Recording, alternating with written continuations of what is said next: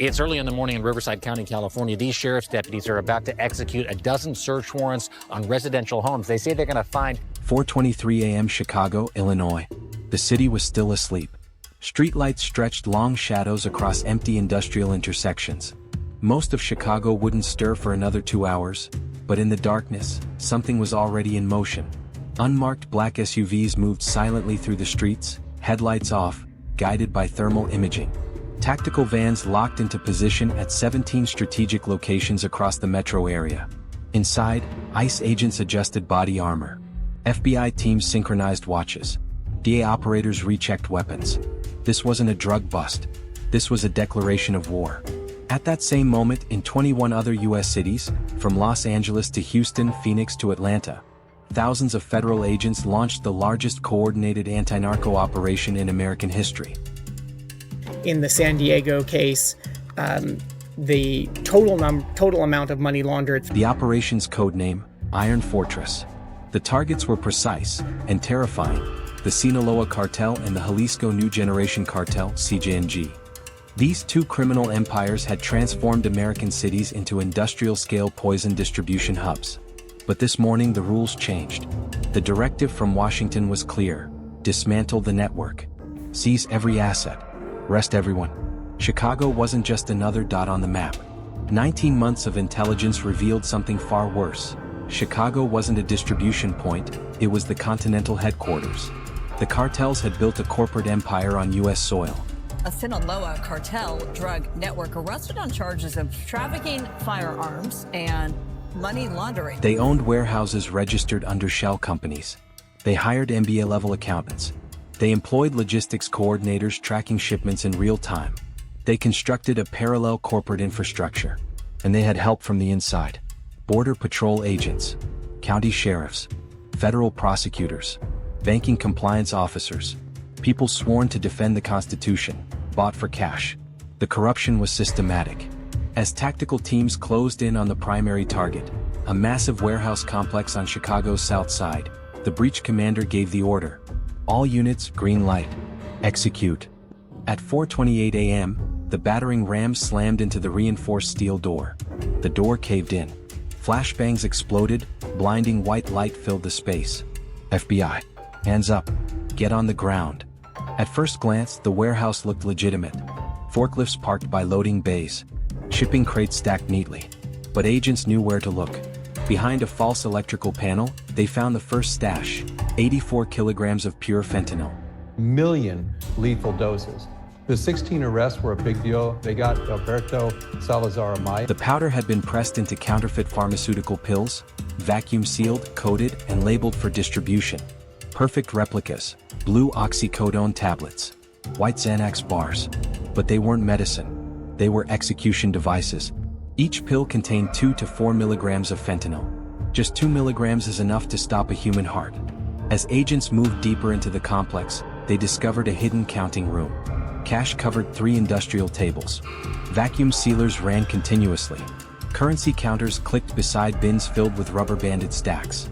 DEA financial crimes units calculated the total: $18.4 million in cash, sitting inside a single Chicago warehouse. And that was just location 1.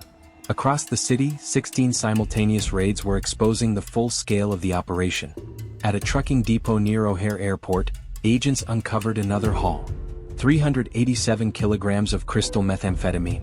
Prevalence of these dangerous drug cartels infiltrating America's cities, and the overdose crisis still hitting every corner of America. Hidden inside hollowed-out truck axles at a storage facility in Cicero, authorities uncovered an arsenal: AR-15 rifles with filed-off serial numbers, Glock pistols, and .50 caliber sniper rifles.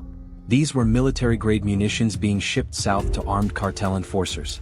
The cartels were exporting the tools needed to defend their empire. By 7 a.m., as the sun rose over Lake Michigan, the scale of the seizures was becoming clear, but the arrests were even more devastating. 73 suspects were taken into custody in Chicago alone.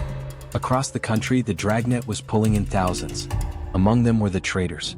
In El Paso, Texas, federal agents arrested Border Patrol agent Marco Salinas at 4:47 a.m. Salinas had a spotless service record, but surveillance footage recovered from his personal devices revealed the truth.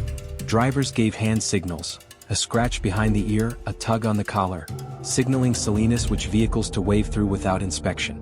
He did it 53 times over 26 months. In exchange, he received $954,000 in bribes. In Phoenix, Arizona, a county prosecutor named Jennifer Ortiz was arrested outside the courthouse. Investigators discovered she had been providing cartel attorneys with case files, witness identities, informant names, and surveillance schedules. People had died because of the information she sold. The corruption was methodical. The cartels targeted officials with financial vulnerabilities, gambling debts, mortgage problems, financial pressure. They approached with a small gesture, an envelope with $3,000. Once an official accepted the first payment, they were compromised forever. By noon on the first day of Operation Iron Fortress, the numbers were staggering. Across 22 cities, federal law enforcement executed 891 search warrants. They seized 8,818 pounds of fentanyl. Illegal drugs, fentanyl and methamphetamine, were seized at the Nogales port of entry in Arizona. To understand that number, a lethal dose of fentanyl is 2 milligrams. The seized quantity could theoretically kill every person in the United States 6 times over.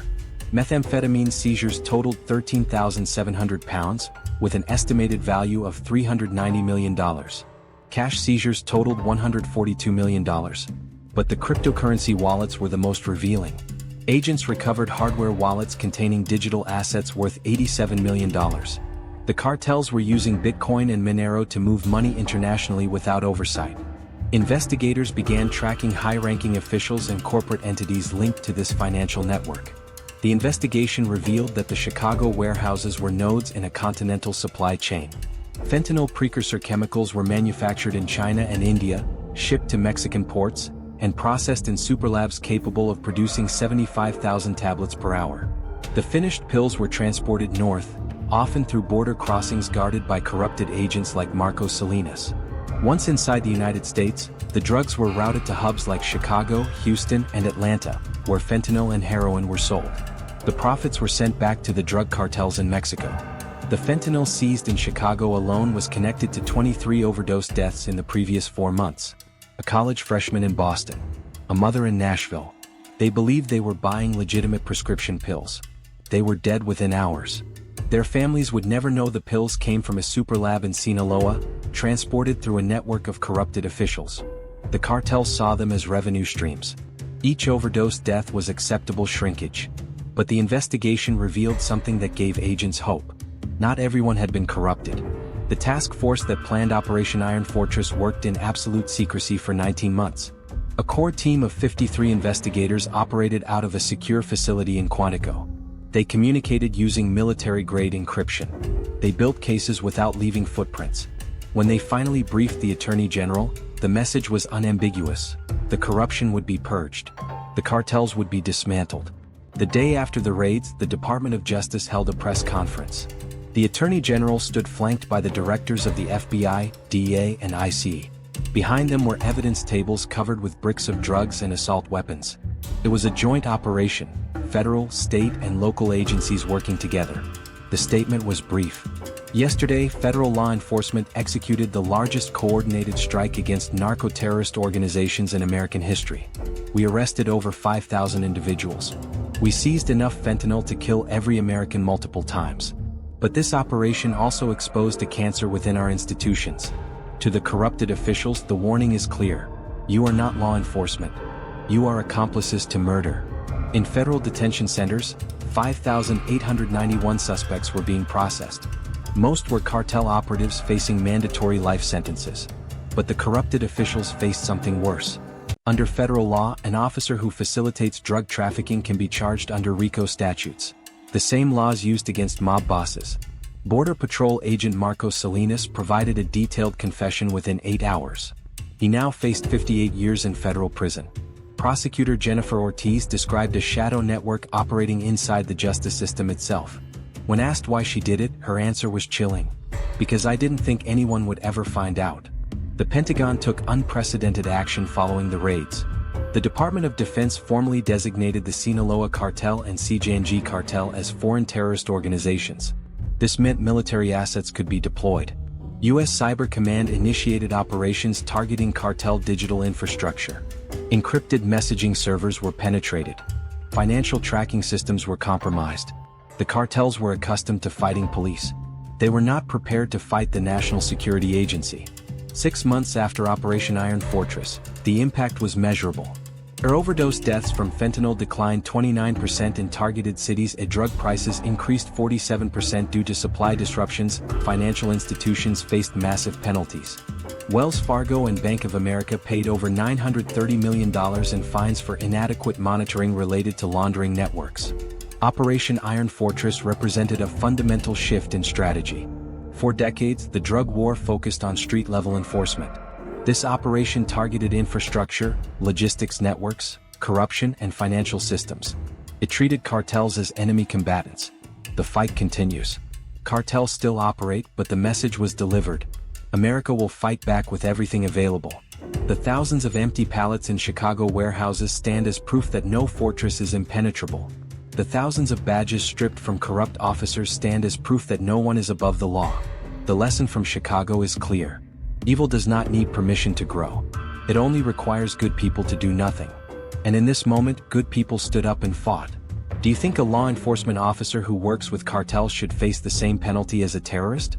Should they receive the maximum penalty possible? Comment: maximum penalty. This is the reality of the war we are in. Stay vigilant.